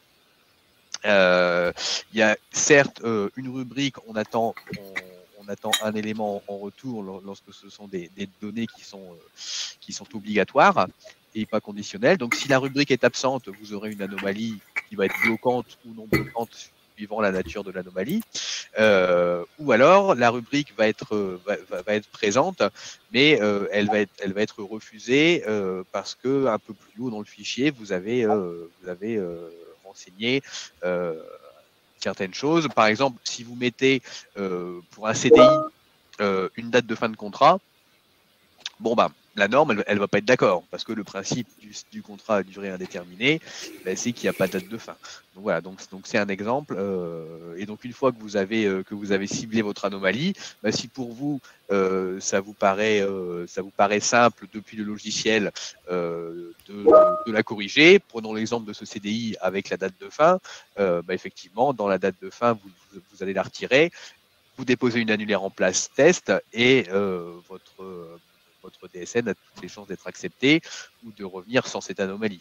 Si c'est plus compliqué, effectivement, vous vous rapprochez soit de l'organisme qui a déclenché le contrôle ou de l'assistance de votre logiciel qui sera peut-être plus à même de vous répondre dans un premier lieu. Alors, qui en tout cas sera plus efficace, qui serait plus efficace parce qu'en organisme, on va clarifier un peu la nature de l'anomalie, mais celui qui vous dira où cliquer à la fin dans le logiciel, ce sera bien souvent, ce sera l'éditeur et donc l'assistant qui l'emmène. Merci. Alain? Alors, rien de particulier, je pense qu'on a fait le tour, je pense qu'on a donné énormément d'informations. Je pense que c'est pas mal déjà pour nous. Géraldine. La même chose pour moi, je pense que maintenant il faut aussi se prendre le temps de digérer toutes les informations, de prendre le temps d'aller sur les différentes documentations et d'aller rechercher aussi les réponses que vous pouvez peut-être encore vous poser éventuellement dans les différentes synthèses qu'on peut avoir mises à votre disposition, dans la base de connaissances du site Net Entreprise aussi. Donc vous avez énormément d'informations à votre disposition pour bien démarrer. Ah, alors Madame Collot. Ah oui, voilà. Merci de nous poser cette question. Vous avez voulu vous inscrire sur le webinaire du 12 octobre pour Midi-Pyrénées, vous n'y êtes pas parvenu. N'hésitez pas à vous inscrire sur le webinaire des autres régions. Bien évidemment, c'est plus sympa quand vous avez le webinaire PACA avec Alain, ou le webinaire Hauts-de-France avec Benoît, ou le webinaire Normandie avec Géraldine. Bien évidemment, ce sont vos interlocuteurs locaux. Donc, si vous êtes de ces territoires, c'est quand même mieux d'avoir des interlocuteurs que vous pouvez avoir à rencontrer demain. Mais rien ne vous empêche de vous inscrire sur d'autres journées et du coup accéder à ça, sachant que l'outil utilisé par, et je ne veux pas les dénoncer, hein, par Midi-Pyrénées, n'est pas l'outil auquel vous êtes aujourd'hui connecté, c'est-à-dire Livestorm, mais un autre, et on ne gère pas les inscriptions. Mais surtout, ne vous sentez pas perdu. J'ai un lien particulier que je vais reprendre après avec quelqu'un qui a posé une question un peu angoissante à laquelle Alain, tu as répondu avec un concept qui va encore faire plaisir à tout le monde. Il ne faut pas qu'il y ait de période lacunaire. Je te remercie. Cette vanne à propos de mon nom est absolument délicieuse. Mais puisque au cas où tu aurais échappé à ça, Alain Belaïd, je m'appelle Didier Kuhn, donc merci. Non, en réalité, ne soyez pas, on vous l'a dit, vraiment, il n'y a pas de changements radicaux sur la façon dont vous faisiez la paye. Le gros changement, c'est qu'on va passer d'une période de contrôle, avec des déclarations, avec des échéances et des destinataires différents, à une période de contrôle continu, c'est-à-dire à emmener et envoyer des informations au fil de l'eau tous les mois, de façon à ce que les éléments de paye soient les plus justes. Déjà, la paye que vous faites est juste. Déjà, ces éléments fonctionnent bien. On essaie de simplifier les choses. Pour les simplifier, on essaie de les normer. Ça demande quelques petits changements auxquels vous vous préparez. Je vous souhaite à tous une très bonne fin d'après-midi. Et non pas un très bon courage. Il n'y a pas besoin de courage pour aller dedans. Je pense que Géraldine vous a bien résumé la situation. Il faut digérer un peu toutes les infos qu'on vous donne aujourd'hui, prendre le temps de les assimiler, de vous y connecter, de revenir sur les prochains webinaires qui seront un peu plus complets et voire un peu plus techniques. Mais vous n'êtes pas tout seul. Ne partez pas du principe tout seul. N'hésitez pas à vous interroger les uns les autres entre collectivités ou organismes de même taille et de même région, parce que généralement, vous rencontrez les mêmes difficultés, voire les mêmes bonnes pratiques pour avancer. Profitez de ce collectif qui se crée justement. Faites attention à vous, l'épidémie n'est pas complètement terminée, donc protégez-vous, protégez les vôtres. Et ceux qui vous sont proches, on vous souhaite une bonne fin de journée. Bon courage, à très bientôt pour d'autres webinaires ou d'autres questionnements. Merci pour votre attention. Au revoir. Au revoir. Au revoir.